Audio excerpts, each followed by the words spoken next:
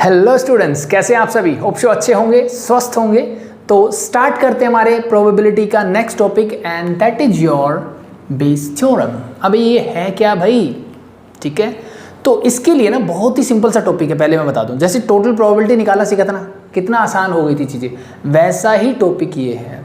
तो इसके लिए क्या क्या चीज़ें आपको पता होनी चाहिए? दो चीज़ें आपको पता होनी चाहिए। द फर्स्ट थिंग, आपने जो कंडीशनल प्रोबेबिलिटी निकालना सीखा था, ठीक है, एंड द सेकेंड थिंग, जब आपने टोटल प्रोबेबिलिटी निकालना सीखा। तो एक तरह से मैं बोल सकता हूं कि ये क्या है, टोटल प्रोबेबिलिटी का थोड़ा सा एक्सटेंशन है।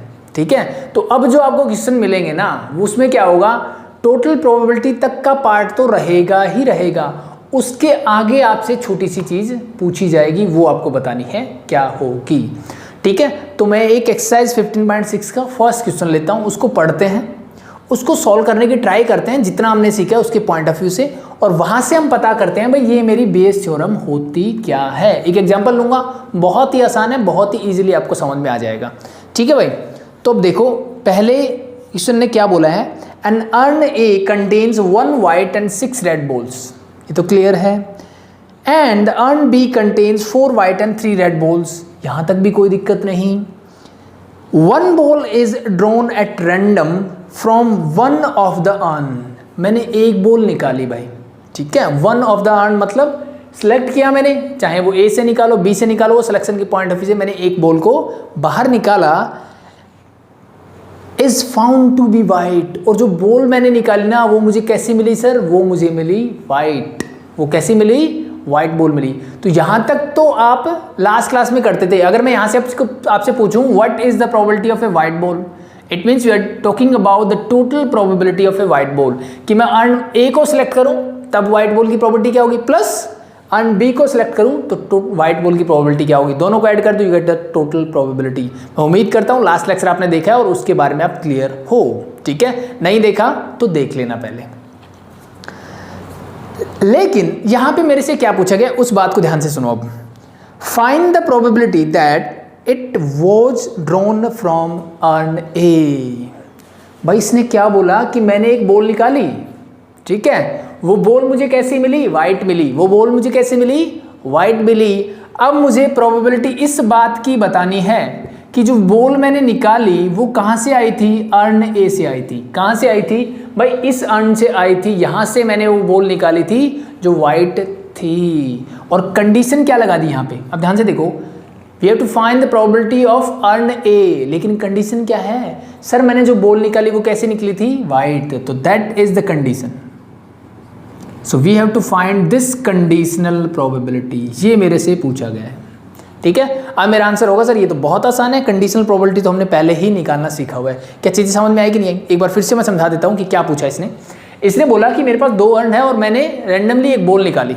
ठीक है, किसी भी अर्न से मैंने क्या किया? एक बॉल को निकाला। ठीक है, वो बॉल मुझे कैसी मिली? सर वाइट बॉल मिली। अब मुझे ये बताना है कि वो जो वाइट बॉल निकली थी ना, वो कहाँ से निकली थी? अर्न ए से निकली थी। तो एक कंडीशन मुझे पहले दी थी कि भाई बॉल जो निकली थी वो वाइट निकली थी। अब मुझे ये बताना है कि वो अर्न ए से निकली थी। तो we have to find the conditional probability of urn A and the condition is the ball drawn is a white ball. ठीक है, so we have to find this. सो अब इस चीज को ध्यान से देखो, we have to find the probability of, let be मैं अर्न ए को ए से डिनोट कर लेता हूं, एंड द वाइट बॉल को let be in the first earn, so we can denote it by V1 R1। So मैंने, ठीक है, sorry this is not V1 R1, this is the white ball. So white ball कहाँ से आ सकती है? Sir यहाँ से भी आ सकती है, यहाँ से भी आ सकती है, कहीं से भी आ सकती है ना। So this is simply a white ball. So we have to find the probability of urn A when the ball drawn is a white ball. सो क्या कंडीशनल प्रोबेबिलिटी का फॉर्मूला याद है आपको? सर बिल्कुल याद है। हम क्या करते थे सर, ऊपर तो इन दोनों का क्या हो जाएगा? इंटरसेक्शन। तो probability of A intersection white ball divided by, नीचे क्या होगा सर? प्रोबेबिलिटी ऑफ जो नीचे वाला है, यानी probability of a white ball. क्या यहाँ तक चीज़ें क्लियर? किसी को डाउट? मेरे हिसाब से नहीं होना चाहिए। ये फॉर्मूला हम बेसिक सा पहले से जानते हैं। ठीक है, कि सर कंडीशनल प्रोबेबिलिटी के लिए क्या करो, इन दोनों का इंटरसेक्शन ऊपर ले लो और नीचे, तो नीचे वाला इवेंट है उसकी प्रोबेबिलिटी निकाल दो। ये हम जानते हैं कंडीशनल प्रोबेबिलिटी से। चीज़ें क्लियर? ओके। इसके बारे में आपका क्या ख्याल है? क्या हमने उसके बाद मल्टीप्लिकेटिव लॉ पढ़ा था? यस और no? Multiplicative law of probability, yes sir बिल्कुल पढ़ा था। तो वहां पे हम क्या कर सकते हैं सर, इसी बात को मैं ऐसे लिख सकता हूं कि प्रोबेबिलिटी ऑफ, ठीक है, probability of urn A into probability of a white ball when earn A is selected. क्या इस बात को मैं ऐसे लिख सकता हूं कि नहीं? हम सब जानते हैं sir probability of A intersection B is always equal to probability of A into probability of B when A is already occurred. और क्या मैं इसको ऐसे भी लिख सकता हूं, probability of B into probability of A when B is already occurred. ये सुनो, ये दोनों चांसेस है मेरे पास लिखने के। तो फिर मैंने इसको ऐसे क्यों लिखा सर, यहाँ पे वाइट क्यों नहीं लिखा? तो अब ध्यान से इस चीज को देख लो बेटा, अगर मैं यहाँ पे लिख देता probability of a white ball into the probability of urn A when the white ball is already drawn, then यही तो मुझे फाइंड आउट करना है। तो फिर मैं अगर यही चीज वापस से लिख दूंगा तो फाइंड आउट क्या करूंगा? ठीक है, सो दैट्स वाई मैंने ये यूज किया, क्योंकि मेरे पास दोनों ऑप्शन है। तो ये तो आसान हो गया, होल डिवाइडेड बाय। अब मुझे बताइए probability of a white ball क्या होगी? इसका मतलब क्या हो गया? फिर से आ गया sir probability of white ball. तो मेरे पास दो रास्ते हैं सर, मैं अर्न 1 सेलेक्ट करूं तो भी मेरे पास वाइट बॉल आ सकती है, अर्न 2 सेलेक्ट करूं वहां से भी मेरे पास वाइट बॉल आ सकती है। तो ये हमने टोटल प्रोबेबिलिटी में पहले ही पढ़ रखा है। तो कैसे निकालोगे? अगर मैं अर्न ए की तरफ से जाऊं तो मैं बोलूंगा the probability of urn A into the probability of a white ball one earn A is selected, plus एक वे ये हो गया सर, दूसरा वे हो सकता है ये वाला, यानी प्रोबेबिलिटी ऑफ अर्न 2 यानी probability of B, urn B select करने की probability into the conditional probability of white ball when the earned B is already selected.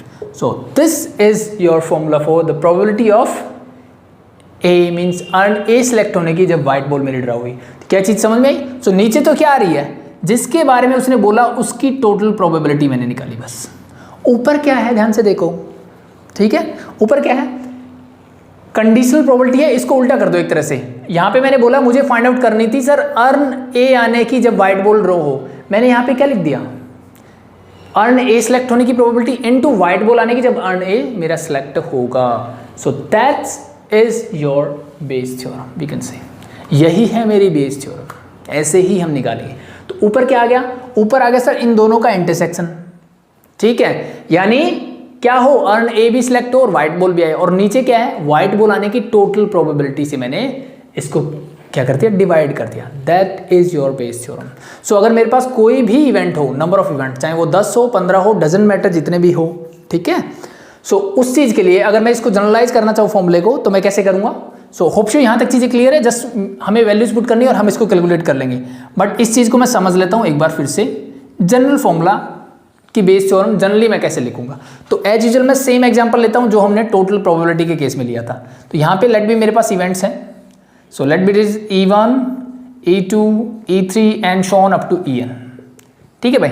और एक इवेंट ए है जो सबके साथ हो रहा है, ये इवेंट ए है मेरा। इवेंट ए वाला कौन सा है? जो मेरी व्हाइट बॉल की बात करूं। तो अब इसने बोला कि इवेंट ए हो चुका है, मुझे बताना है कि ये E1 या E2 या E3 के थ्रू हुआ था, ठीक है, किसी के थ्रू भी बोला जाए। सो लेट मी मैं E3 के थ्रू ले लेता हूं। सो इसका मतलब मुझे क्या निकालना है? The probability of E3 when A is already occurred. तो इसका फॉर्मूला क्या बनाओगे? सिंपल सर, नीचे तो आएगी टोटल प्रोबेबिलिटी, किस बात की? A की, A के होने की टोटल प्रोबेबिलिटी। इसका फॉर्मूला हमने पढ़ा था, सिंपल हो जाता है क्या सर? प्रोबेबिलिटी ऑफ A किस किस के थ्रू हो रहा है? इनके थ्रू हो रहा है, तो probability of event E1 into probability of A when E1 is already occurred, ठीक है, प्लस जब E2 के थ्रू होगा तो इसी बात को हम लिख देंगे, probability of E2 into the probability of किसकी? A की when E2 is already occurred, and so on up to कहां तक जाएगा सर? ये जाएगा n तक, जितने भी इवेंट मेरे पास हैं, means the probability of event En into the probability of A when En is already occurred, that's it. So ये मेरा बन गया टोटल प्रोबेबिलिटी। नीचे तो आराम से हम जानते हैं टोटल प्रोबेबिलिटी क्या होती है, तो इस वाले इवेंट की मैंने टोटल प्रोबेबिलिटी निकाल दी नीचे। ऊपर क्या बना? E3, ठीक है, सॉरी ऊपर क्या आएगा? इन दोनों का इंटरसेक्शन, एक तरह से बात करूं, या फिर हम बोलो इसको उल्टा करके याद करने का तरीका, द प्रोबेबिलिटी ऑफ, इसको यहां पे क्या निकालना है मुझे? Probability of A divide by E3, ये ऐसे करना है।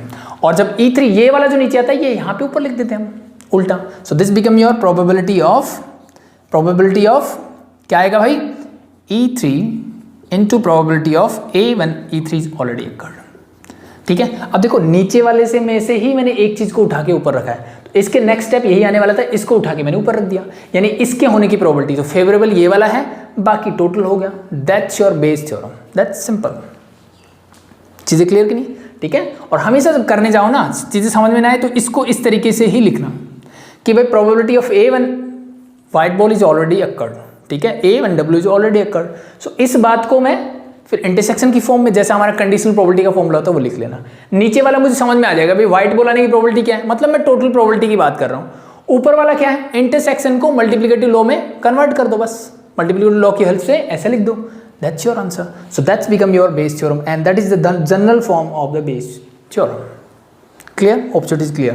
तो एक दो क्वेश्चन देख लो, चीजें फटाफट से क्लियर हो जाएगी। तो ये वाली चीजें मैं हटाता हूँ। So that's it. तो फटाफट से वैल्यूज पुट करो, ठीक है। अब ये चीज़ें आप खुद से लिख लेना कि प्रोबेबिलिटी ऑफ ए क्या होगी, ये मैं फटाफट से बता देता हूँ। प्रोबेबिलिटी ऑफ ए मतलब अर्न ए के सिलेक्ट होने की प्रोबेबिलिटी क्या है, टोटल कितनी है सर 2, तो प्रोबेबिलिटी ऑफ अर्न ए के सिलेक्ट होने की प्रोबेबिलिटी हो जाएगी सर 1/2। क्या किसी को डाउट इस बात से? Probability of a white ball from earn ए से व्हाइट बॉल आने की प्रोबेबिलिटी क्या है सर एक व्हाइट है, टोटल है 7, तो इट मीन्स 1/7, तो मैं लिख दिया सर 1/7 होल डिवाइड बाय। अब ये और ये बात तो सेम है, ठीक है, तो इसके लिए मेहनत करने की जरूरत नहीं है, इसको लिख दो half into 1/7 plus probability of B, urn B select हो, इस बात की प्रोबेबिलिटी भी हाफ ही होगी क्योंकि दो में से एक सिलेक्ट करना है, और इसमें से व्हाइट बॉल कितनी है सर 4, तो दिस बिकम योर 4/7। बस सॉल्व कर लो भाई। ऊपर क्या आएगा, so probability of urn A selected when white ball is drawn, okay, sorry white ball is drawn from earn ए, इसको ऐसे ही बोल सकते हैं, नो प्रॉब्लम, ठीक है। सो ऊपर क्या जाएगा 1/14, नीचे क्या होगा सर, नीचे 14 ये 4 + 1 5, 5/14 is there, so this and this get cancel out, you get the answer 1/5 for this. Easy? I think it's very easy. So this is your first question of Bayes theorem. So hope so ये चीज़ें बहुत समझ में आ गई आपको easily, ठीक है। तो इस एक्सरसाइज का क्वेश्चन नंबर 1, 2, 3, 4 चारों सेम है, इसका क्वेश्चन नंबर 4 और करवा देता हूँ मैं, सेकंड और थर्ड आप खुद से ट्राई करना, ठीक है। चारों सिंगल फर्स्ट टाइप के क्वेश्चन हैं मेरे, ठीक है, सेम कंडीशन सब कुछ सेम रहेगा। तो एक क्वेश्चन और इसकी प्रैक्टिस के लिए मैं एक और करवा देता हूँ फटाफट से, ठीक है, हटा दूँ।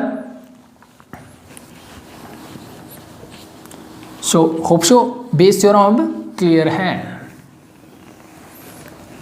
सो देखो क्वेश्चन नंबर 4 ने क्या बोला, बैग 1 कंटेन्स, भाई मेरे पास है एक बैग 1 और इसके अंदर क्या क्या है सर, मेरे पास वाइट बॉल है 3, then black balls are 5 and bag 2 के अंदर है सर मेरे पास 4 white and 6 black, 4 white 6 black and also I had a bag 3, मतलब 3 बैग है मेरे पास। बैग 3 के अंदर है 6 white 6 black।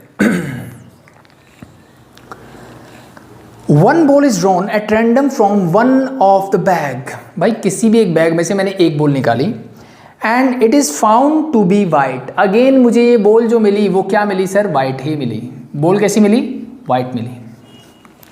सो अब मेरे से पूछा गया what is the probability that it was drawn from bag 2, मुझे ये बताना है कि इस बात की क्या प्रोबेबिलिटी होगी कि ये मैंने बैग 2 से निकाली थी। So we have to find the probability of bag 2 when white ball is already occurred. भाई व्हाइट बॉल मैंने निकाली, अब वो कहाँ से निकली, बैग 2 से निकली, इस बात की प्रोबेबिलिटी क्या होगी।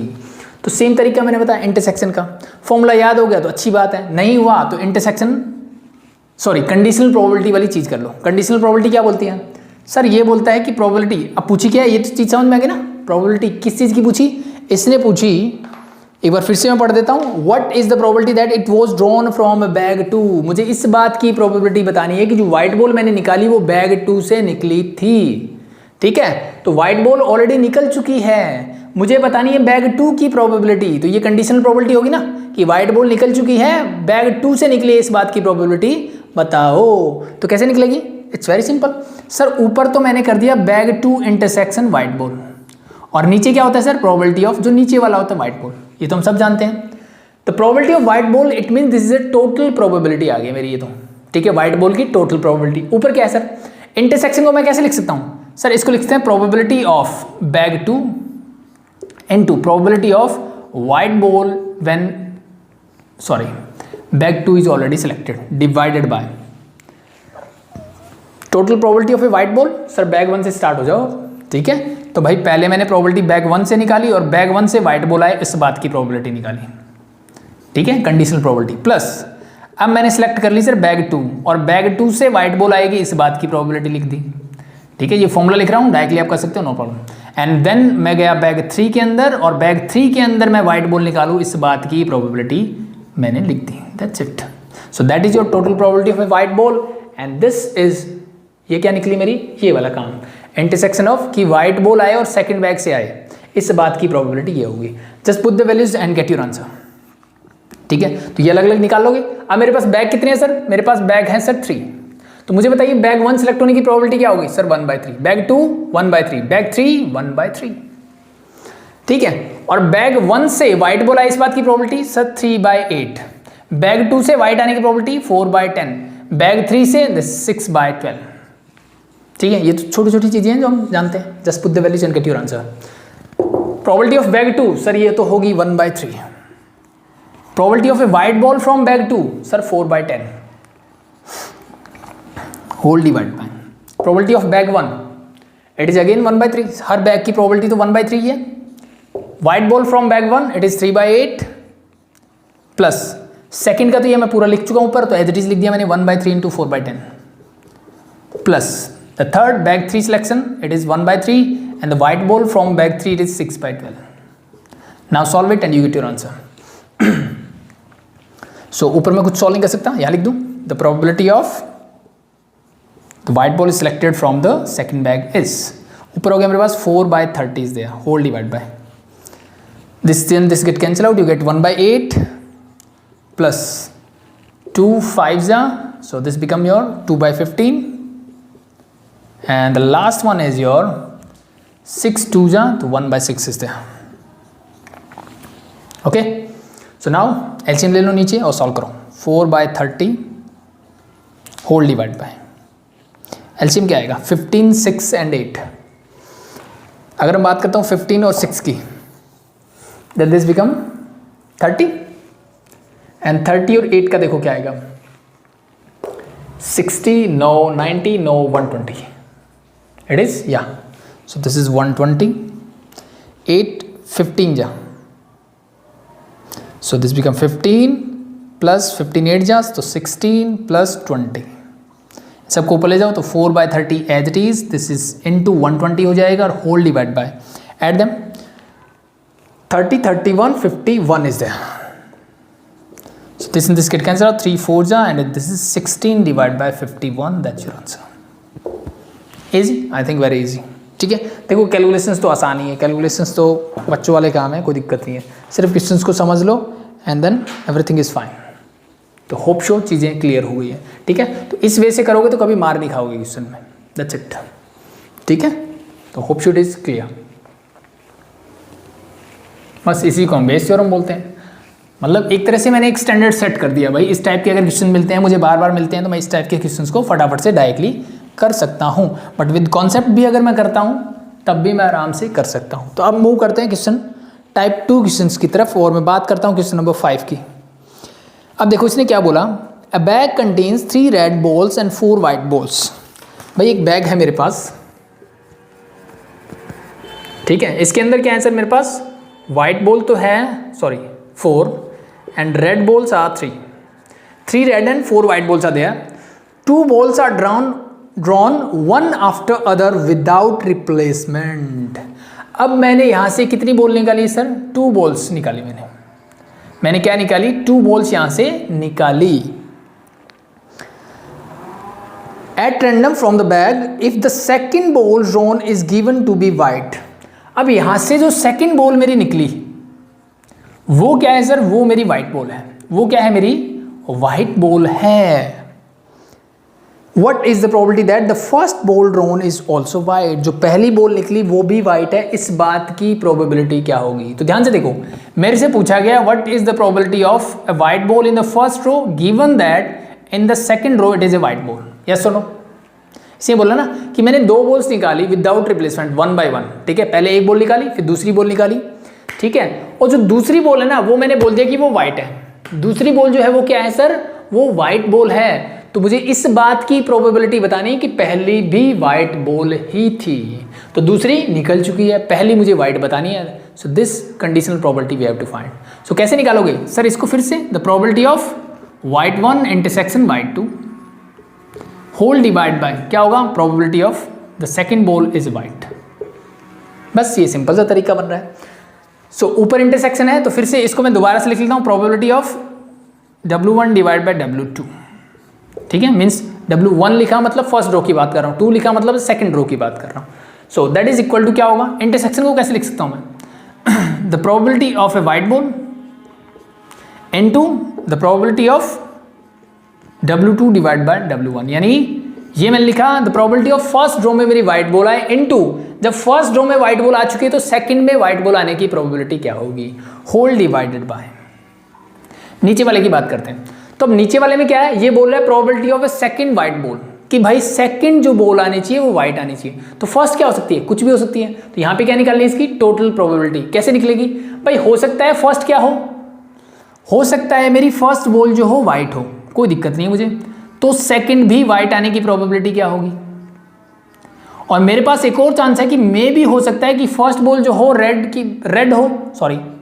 रेड हो और फिर मेरे पास जो सेकंड बॉल निकली वो क्या आनी चाहिए, व्हाइट आनी चाहिए, जब फर्स्ट बॉल मेरी क्या निकली, रेड। सो दो ही चांस है मेरे पास कि फर्स्ट या तो व्हाइट हो सकती है, रेड हो सकती है। So this is the total probability. Hope show आप पहले से जानते हो, ठीक है। तो टोटल प्रोबेबिलिटी हम पहले से ही जानते हैं, तो इस वाले में तो प्रॉब्लम नहीं होनी चाहिए। और मैंने निकालने का तरीका बताया, हमेशा क्वेश्चन को इस तरीके से लिखो, चाहे रफ वर्क में लिखो चाहे फेयर में लिखो, कोई फर्क नहीं पड़ता उस बात से। अल्टीमेटली मुझे यहाँ पहुँचना है, तो फेयर में लिख के पहुँच जाओ, चाहे रफ में लिख के आपको समझ में आए तो डायरेक्टली यहाँ पहुँच जाओ, कोई दिक्कत नहीं है। चीज़ clear. So what we have to find, we have to find the probability of the first white ball when it is given that in the second row there is a white ball. Clear. So फिर मैंने इन दोनों का intersection लिखा, intersection को हम multiplicative law से ऐसे लिख सकते हैं। और नीचे मेरे से पूछा probability of a second white ball, second white आनी चाहिए, इस बात की प्रोबेबिलिटी, मतलब we have to find the total probability. तो उसके दो चांस बनते हैं कि या तो पहली भी व्हाइट हो जो कि ऊपर मैंने निकालना है, या फिर पहली रेड हो दूसरी व्हाइट हो, तो ये वाली ये रही, ठीक है। तो फटाफट से इसकी वैल्यूज पुट करो and you get your answer. चलो ये लिख देते हैं, है मेरे पास स्पेस।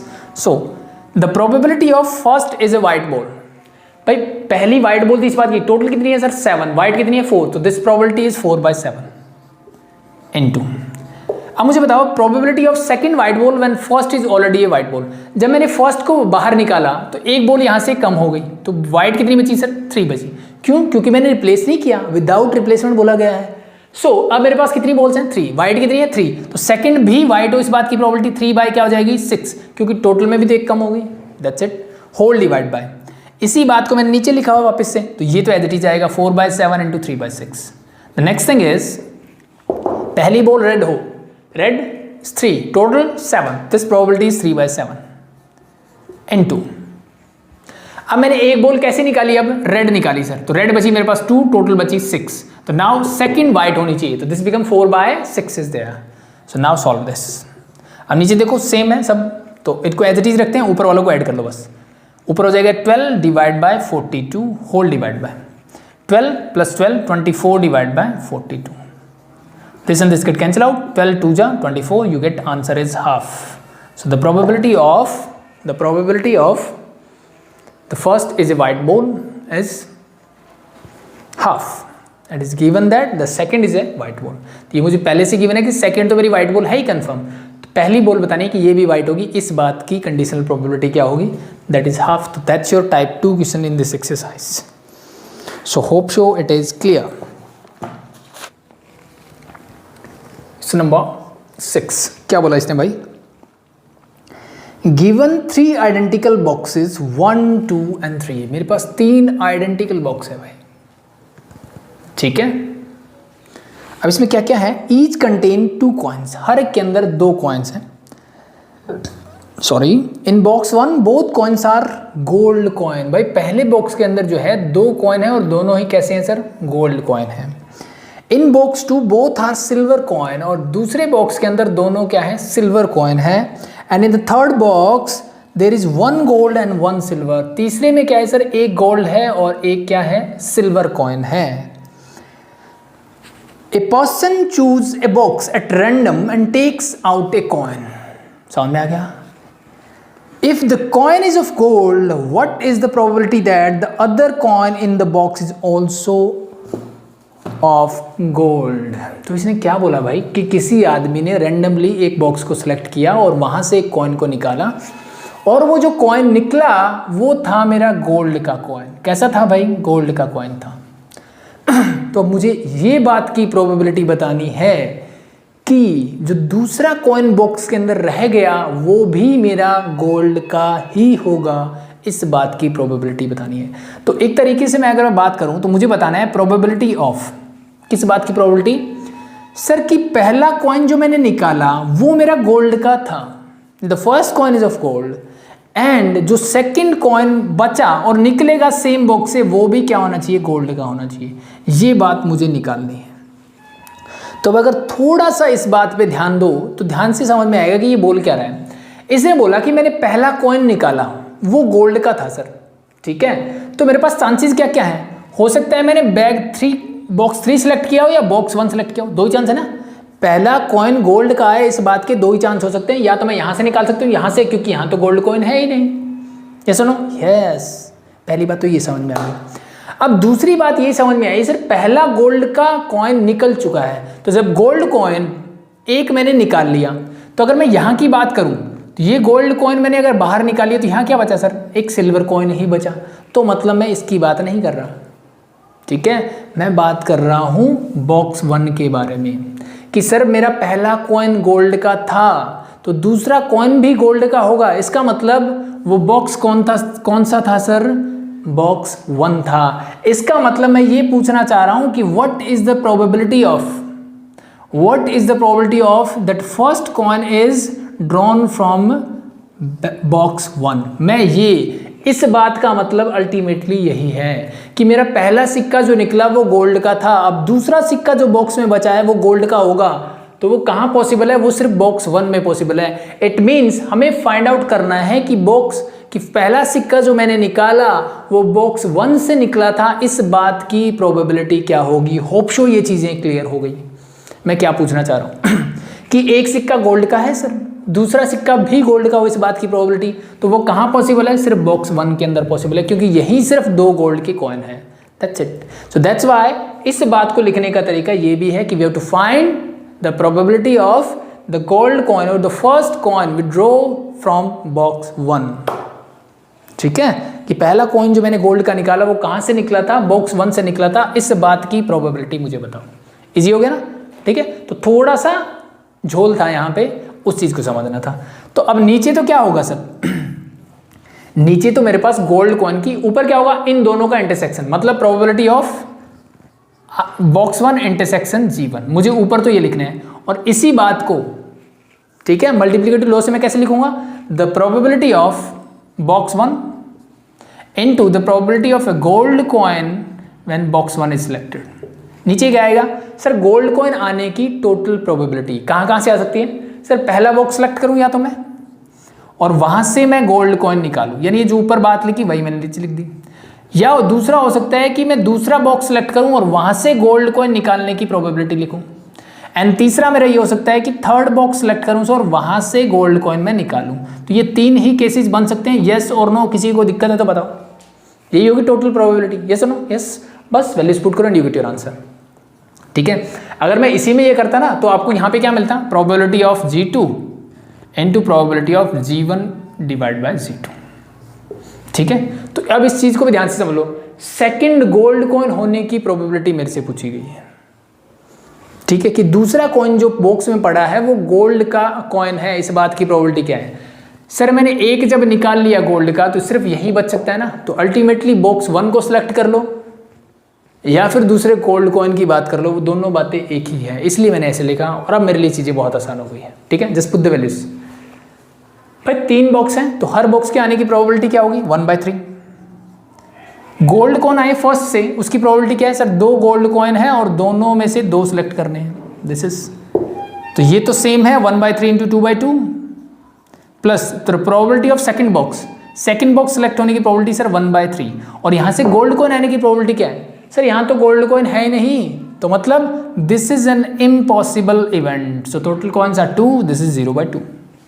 ठीक है, तो ये 0 हो गया। प्लस थर्ड बॉक्स सेलेक्ट होने की probability 1/3 and the gold coin आए यहाँ से, इस बात की प्रोबेबिलिटी 1/2 बिकॉज एक गोल्ड कॉइन है, टोटल है 2, तो 1/2 is there. Solve it and you get your answer.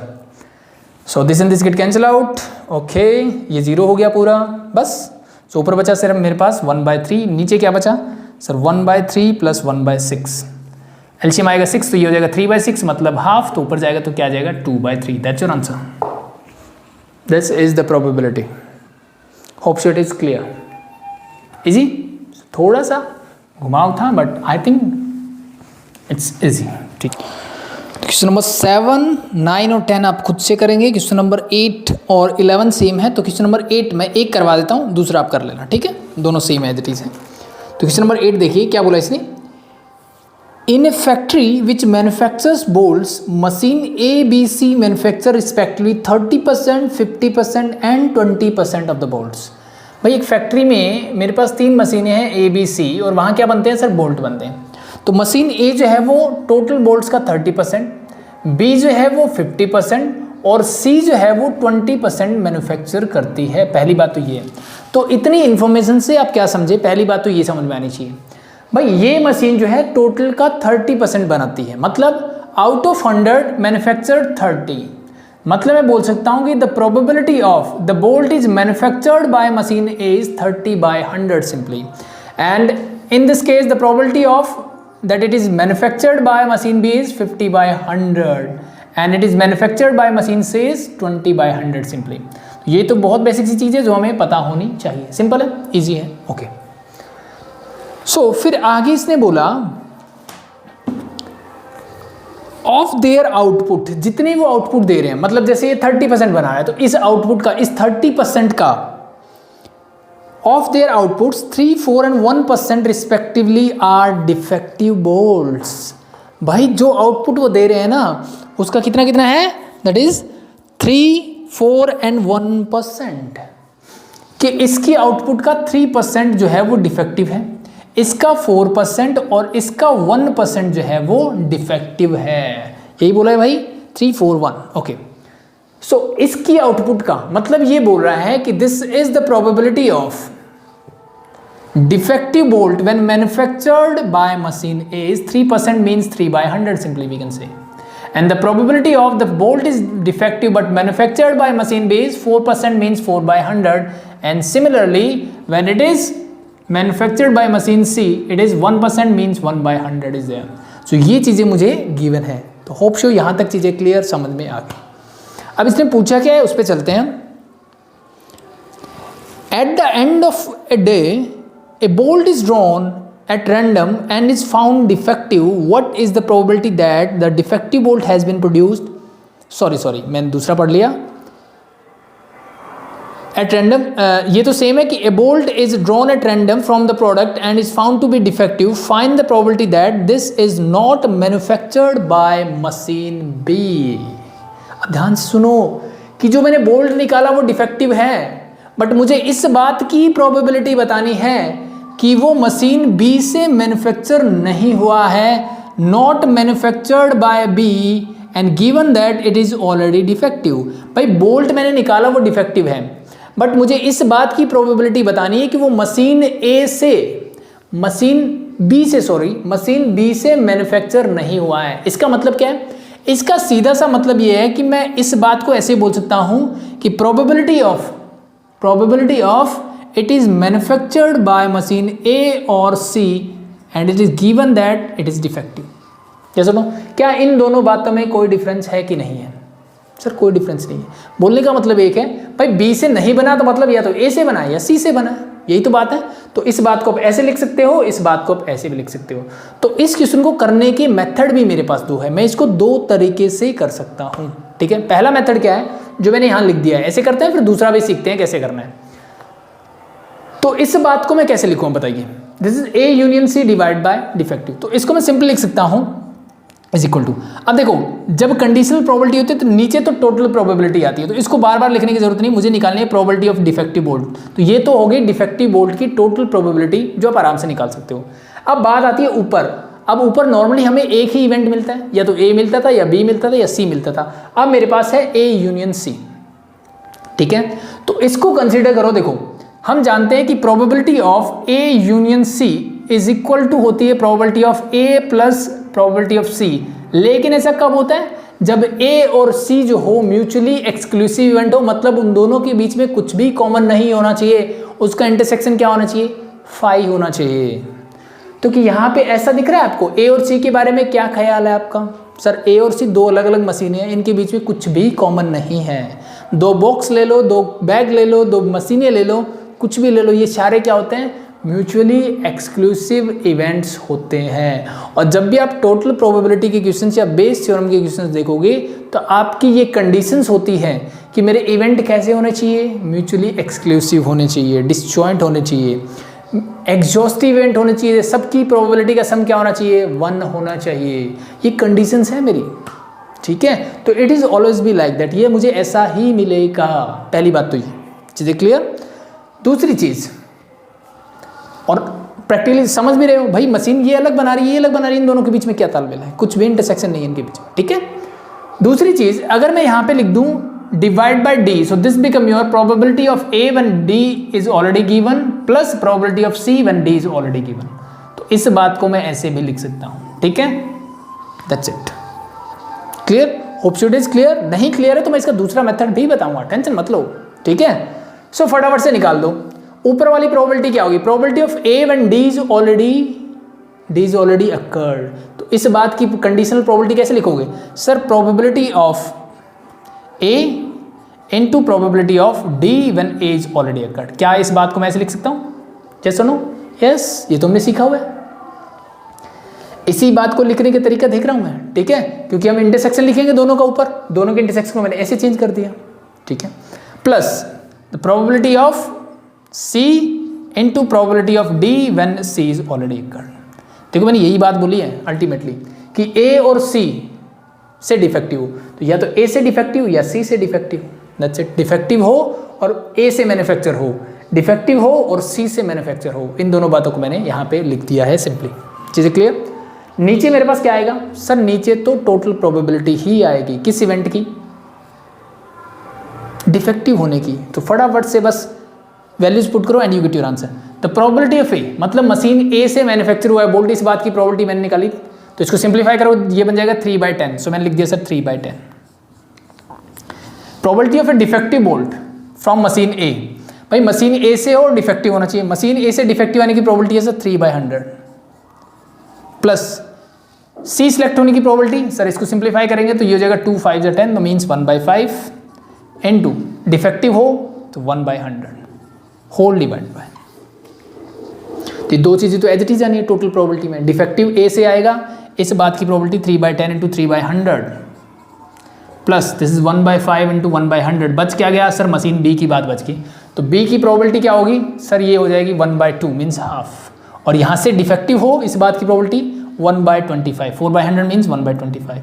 बस इसको सॉल्व कर लेते हैं, यू गेट योर आंसर। ऊपर देखो एलसीएम क्या आएगा? 100। So this become your 9 + 2 11। So 1000 not 100 whole divide by. नीचे एलसीएम 1000 ही आएगा सर। सो ये क्या हो जाएगा? 9 + 2, ये तो फिक्स है 11 + 20 कितना हो जाएगा? 31। This and this get cancel out, you gate 11/31। That's your answer. Hope so it is clear. Easy, it's very easy. So that's it.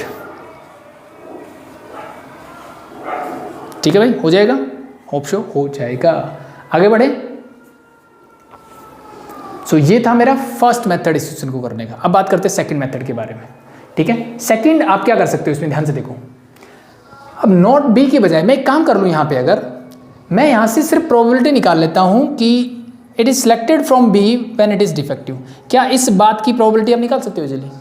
ये सुनो, मैंने नोट बी की बात नहीं की, मैं बी से, भाई मैंने बोल्ट जो चूज किया वो डिफेक्टिव होगा, डिफेक्टिव है लेकिन वो मशीन बी से है, इस बात की प्रोबेबिलिटी क्या आप निकाल सकते हो? सर बिल्कुल।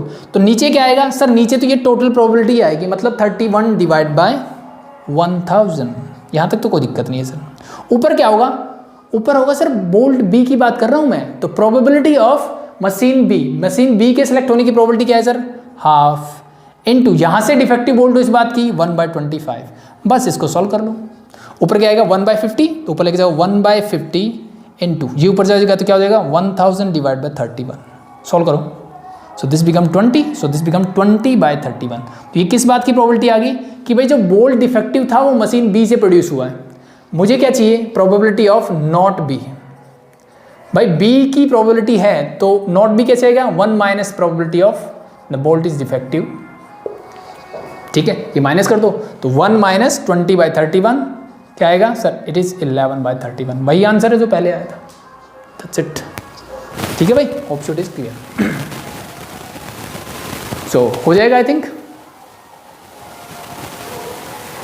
ठीक है, तो इसको हटा दिया जाए। तो same as it is question number 11 है वो आप खुद से ट्राई करेंगे। तो मैं इसको साफ करता हूँ और फिर हम बात करते हैं क्वेश्चन नंबर 12 और 13 का एक पार्ट करवाऊंगा। बस लास्ट 2 क्वेश्चन आज की क्लास के। देखो क्वेश्चन नंबर 12 मैंने लिख दिया पहले ही कि मेरे पास 3 अर्न है ए बी सी और इनके अंदर white black and red balls given है। ठीक है, रिस्पेक्टिवली जैसे लिखा है वैसे गिवन है। 1 urn is chosen at random and 2 balls are drawn at random from the urn. भाई एक कोई भी अर्न मैंने सेलेक्ट किया और वहाँ से कितनी बॉल्स निकाली है, 2 balls निकाली है। ठीक है, if the chosen balls happen to be red and black, जो मैंने 2 balls निकाली उनमें से एक तो रेड है भाई और एक कैसी है सर, ब्लैक है। सो मुझे क्या बताना है, what is the probability that the both balls come from urn B. मुझे इस बात की प्रोबेबिलिटी बतानी है कि वो कहाँ से सिलेक्ट हुई है, अर्न बी से सिलेक्ट हुई है। तो फटाफट से मैं करके दिखाऊंगा इसको। द प्रोबेबिलिटी ऑफ किसकी की कि ये अर्न बी से आई है और गिवन क्या है सर, जो 2 बॉल मैंने निकाली उनमें से एक तो white, sorry 1 is red and 1 is black. Hope so मैंने बिल्कुल सही पढ़ा है। Yes it is 1 is red and 1 is black. Okay, इस बात की प्रोबेबिलिटी बतानी है। तो अब नीचे तो मुझे क्लियर हो गया सर, नीचे तो यही आना है कि probability of 1 red and 1 black की टोटल प्रोबेबिलिटी निकालनी है। ठीक है, ऊपर क्या आएगा सर, ऊपर आएगा कि सॉरी अब इसमें कंफ्यूज मत होना, बॉल्स और अर्न बी, तो इसको मैं अर्न बी कर देता हूँ। ठीक है, होप सो ये थोड़ा ठीक रहेगा। सो अर्न बी, तो इन दोनों का इंटरसेक्शन, किस बात का इंटरसेक्शन कि urn B intersection 1 red and 1 black. ठीक है, इस बात की प्रोबेबिलिटी। इसी बात को लिखने का दूसरा तरीका sir, what is the probability of urn B, कि अर्न बी सिलेक्ट हो इस बात की probability into the probability of 1 black. ठीक है, sorry 1 red and 1 white, sorry black ball when urn B is selected. ऊपर और नीचे टोटल प्रोबेबिलिटी है, मैं फॉर्मूला नहीं लिखूंगा, हम डायरेक्टली वैल्यूज लिखेंगे। Hope so it is clear, यहां तक किसी को कोई दिक्कत नहीं होनी चाहिए। ठीक है, ऊपर देखो अर्न बी के सिलेक्ट होने की प्रोबेबिलिटी क्या है, कितनी है सर, टोटल 3 है। 3 में से कोई कितनी चूज करनी है, 1। सो ये सब क्या होगा sir, 1/3। So this is simply 1/3 मैंने लिख दिया ऊपर पहले इनटू, इसमें से मैंने कितनी बॉल सेलेक्ट की सर, 2 बॉल, उनमें से एक रेड हो और एक ब्लैक हो, इस बात की प्रोबेबिलिटी क्या है। तो अर्न बी की बात करता हूं यहां पे, इसमें ब्लैक बॉल है सिर्फ मेरे पास 2 और रेड बॉल है 4। कोई भी एक एक सिलेक्ट करनी है, तो ब्लैक बॉल मतलब 2C1, 2 में से कोई एक सिलेक्ट करनी है और यहाँ पे मेरे को 4 में से कोई एक सिलेक्ट करनी है। ठीक है, तो एक रेड हो गई और एक रेड हो गई और एक ब्लैक हो गई। टोटल कितनी है, टोटल बॉल्स कितनी है सर, यहाँ पे है 3 + 2 5 + 4 9 और 9 में से कितनी सिलेक्ट करनी है, 2 सिलेक्ट करनी है। तो ये किस बात की प्रोबेबिलिटी आई, ये वाली आ गई कि अर्न बी से एक वाइट और एक रेड बॉल आने की प्रोबेबिलिटी क्या होगी। अब चलते हैं नीचे वाले, यानी टोटल प्रोबेबिलिटी किस बात की, एक रेड और एक ब्लैक बॉल आने की। तो पहले मैं स्टार्ट करता हूँ अर्न ए से। अर्न ए को सिलेक्ट करने की प्रोबेबिलिटी क्या होगी सर, 1/3। कोई भी अर्न हो 1/3 ही आएगी सर। इसमें से एक रेड हो और एक वाइट हो, इस बात की प्रोबेबिलिटी, सॉरी एक रेड और एक ब्लैक, तो ब्लैक कितनी है, 1 ही है सर, तो 1C1। रेड कितनी है, 3 है, 3 में से कोई एक सिलेक्ट करनी है सर। टोटल कितनी है, यहाँ पे देखो 5 and 6 are there, so this become your 6C2, क्योंकि टोटल 6 में से मुझे कोई 2 सिलेक्ट करनी है। चीज़ें क्लियर, प्लस सेकंड अर्न को सिलेक्ट करने की प्रोबेबिलिटी यही होगी और ये तो सब कुछ सेम है, तो इसको एज इट इज ही लिख दो, 2C1 4C1 divide by 9C2 and plus the last earn, the probability of selecting the third earn is also 1/3। और यहाँ से एक क्या आनी चाहिए, ब्लैक, और दूसरी क्या आनी चाहिए, रेड। तो ब्लैक कितनी है सर, 3, तो 3 में से कोई एक सिलेक्ट करो, फिर 2 में से कोई एक सिलेक्ट करो, टोटल कितनी होगी सर, 7 + 2 9 और 9 में से कोई भी 2 सिलेक्ट कर लो, बस इसको सॉल्व कर लो, यू गेट योर आंसर। ठीक है, ऊपर वाला देखो क्या आएगा। देखो अब 1/3 ना ऊपर नीचे से कॉमन निकालो, जब मैं यहाँ से कॉमन निकालूंगा ना 1/3, तो ये बाहर और इससे ये हो जाएगा कैंसिल आउट, कुछ तो काम कम हुआ। ठीक है, सो देखो 2c1 क्या होगा, ये तो 2 आ जाएगा, 4c1 मतलब 4 डिवाइड बाय 9c2, थोड़ा छोटा कर लेते हैं, 9c2 मतलब 9 × 8 डिवाइड बाय 2 × 1, तो ये तो हो गया न्यूमरेटर सॉल्व। डिनोमिनेटर में बढ़ो, 1c1 मतलब 1, 3c1 मतलब 3, तो 1 × 3 डिवाइड बाय 6c2, ये होता है टोटल 15। सॉल्व करके देख लेना, डायरेक्टली निकाल दिया मैंने। ठीक है, प्लस अब 9c2 को भी सॉल्व कर सकते हो ना, 9 4 जा, ये हो गया 36, क्योंकि मुझे आगे फिर से वही करना है। ऊपर होगा 2 × 4 divide by 36 and plus the last one is 3 × 2 divide by 9c2 मतलब 36। बस इसको सॉल्व करते हैं, यू गेट योर आंसर। करो फटाफट से क्या आएगा। सो 36 को एज इट इज रख लो, चाहे ऊपर हो जाएगा 8/36, सॉरी यहाँ पे 15 है ना, 653, हाँ चलो कैंसिल आउट करना चाहो कर लगते हो। 4 9 जा, तो this is 2/9 in the numerator, whole divide by 3 5 जा, दिस इज 1/5, अगेन 4 9 जा means 2/9 and this is 18 and 3 6 जा, तो 1/6 इज देयर। सो नीचे देखो एलसीएम क्या आएगा, ऊपर वाला तो एज इट इज रहेगा, नीचे वाले को एक तरह से रफ वर्क में करके देख लो। सो क्या आएगा देखो, आई थिंक इट इज 90। ठीक है, सो ये हो जाएगा 1 and 8 प्लस 20 प्लस 6 1 जा, 6 5 जा, 50।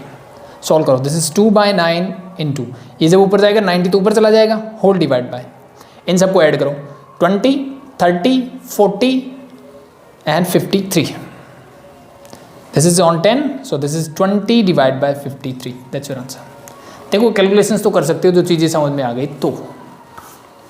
सो this is your question number 12। ठीक है, सो लास्ट क्वेश्चन नंबर 13 का एक पार्ट हम करेंगे, एक पार्ट आप करेंगे खुद से एंड देन हम कर देंगे क्लास ओवर। ठीक है, बाकी के जो क्वेश्चंस बचेंगे हम कल बात करेंगे उनके बारे में, अदरवाइज लेक्चर लेंथी हो जाएगा। और मैं सजेस्ट कर रहा हूँ जितना ट्राई कर सकते हो, जितने क्वेश्चंस कर सकते हो खुद से ट्राई कर लेना। ठीक है, सो फटाफट देखते हैं क्वेश्चन नंबर 13 का first part. 2 bags A B contains, भाई एक बैग ए है एक बैग बी है। बैग ए के अंदर है मेरे पास 4 वाइट 3 ब्लैक, और इसके अंदर है 2 white and 2 black. From bag A 2 balls are drawn at random. Bag A से मैंने कितनी बॉल्स निकाली है भाई, 2 बॉल्स निकाली हैं। ठीक है, and then transfer to bag B, और कहाँ रख दी, बैग बी के अंदर रख दी। A ball is then drawn from bag B and is found to be black ball, और ये कैसी मिली मुझे, ब्लैक बॉल मिली। अब यहाँ से एक बॉल निकाली मैंने और वो बॉल कैसी मिली सर, वो ब्लैक बॉल मिली। ठीक है, एक निकाली मैंने यहाँ से।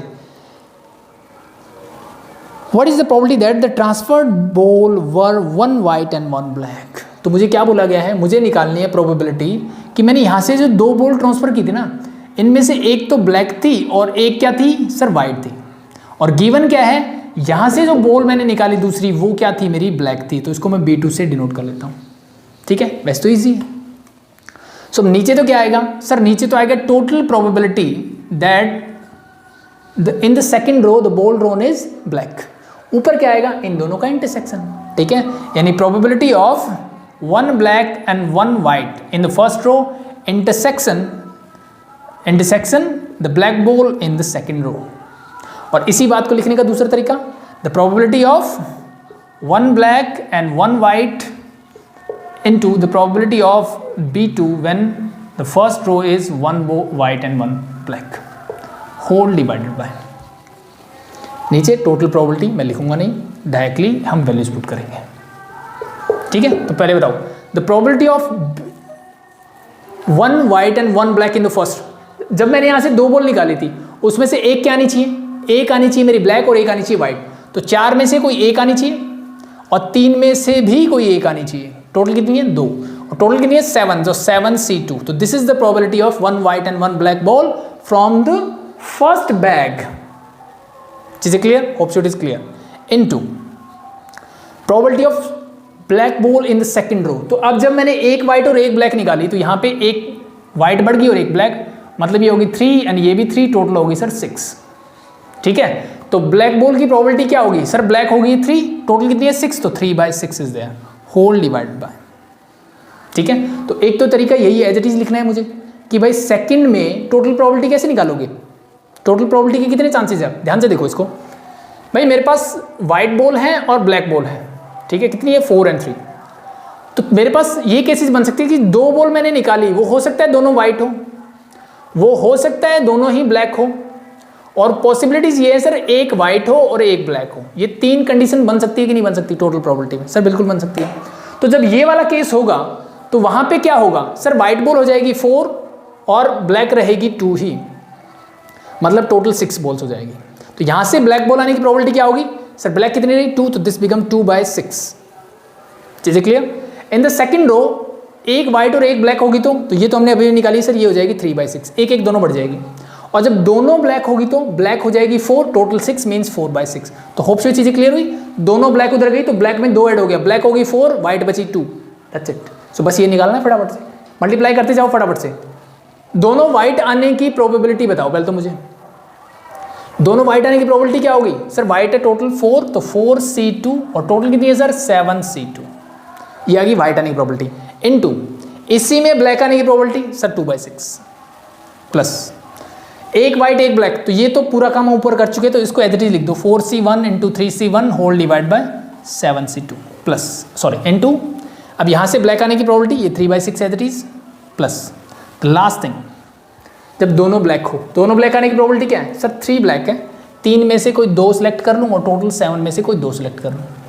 ठीक है, अब ब्लैक आने की प्रोबेबिलिटी ये होगी सर 4/6। इसको सॉल्व कर लो और जो भी आपका आंसर आएगा वही आपका फाइनल आंसर, दैट्स इट। तो चीज़ें क्लियर। से पहले 13 क्वेश्चन हमने कर लिए, आई थिंक 12 क्वेश्चन के राउंड और हैं, 25 है टोटल, तो इट्स ओके हम कर लेंगे। तो होप शो कॉन्सेप्ट क्लियर है, कॉन्सेप्ट क्लियर है तो बाकी कोई दिक्कत नहीं है। टोटल प्रोबेबिलिटी हमने लास्ट लेक्चर में सीख ली थी और वो यहाँ एक तरह से प्रैक्टिस भी हो जाएगी। एक नई चीज़ जो सीखी वो ऊपर वाली चीज़ जो आती है हमारे पास कि किस बात की प्रोबेबिलिटी पूछी गई है। ठीक है, सो होप शो चीज़ें क्लियर हैं, चीज़ें समझ में आ रही हैं। कुछ भी प्रॉब्लम हो आप मुझे कमेंट सेक्शन में बता सकते हैं। और अगर आपको वीडियोस पसंद आ रहे हैं तो इन वीडियोस को अपने दोस्तों तक जरूर शेयर करें ताकि उनकी भी कुछ हेल्प हो सके। और आपको कोई भी डाउट हो कमेंट सेक्शन में पूछ सकते हैं या फिर डिस्क्रिप्शन में डाउट ग्रुप का लिंक है, उसको ज्वाइन करके आप अपने डाउट ले सकते हैं। अभी के लिए धन्यवाद।